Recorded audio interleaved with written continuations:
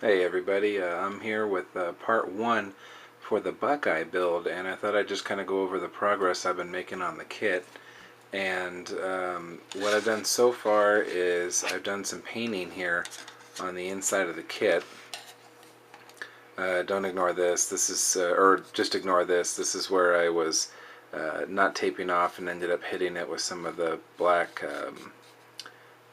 flat paint.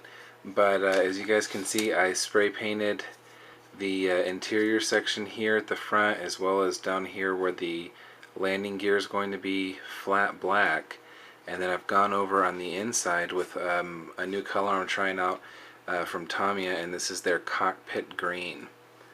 And an interesting thing I've noticed, if anyone's watching this and has been painting with acrylic paints, you've been doing it a lot longer than I have, so you probably already know this. But if you notice this one here, it's kind of hard to make out, but this side is a little uneven on the paint, and this side came out a lot smoother.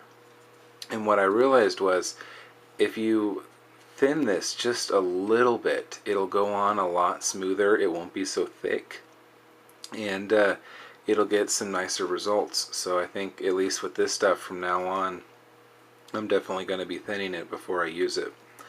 Now, another thing that I've gotten done is going to be just the seats here. And I just went over them with a khaki color paint, and then put some black over where the headrest will be, so it'll be kind of a nice contrast to colors. So what the plan is now is to get the two fuselage halves glued together, and then I'm going to get the seats glued in, and then I'm going to start working on making these this seam line disappear as best as I can. And I've got a new way that I'm going to try to do that. Let me grab it here for you. Before, what I was using was just this white putty, which, I mean, it works pretty good, except that the tip of it, if you guys can see, is pretty wide.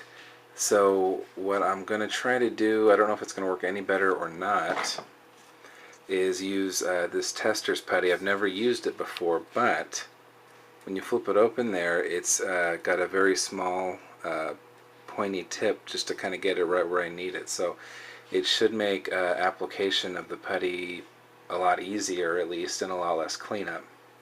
Now, one more thing I was going to talk about here, at least in this update, is this is the first airplane I've ever put together that the instructions call to put weight actually up here in the nose. And I mean, if you guys put a lot of planes together, that's something that's probably not new to you, but it is to me. And I'm not going to go and try to buy some specialty weights or anything, but it asks for 6 grams.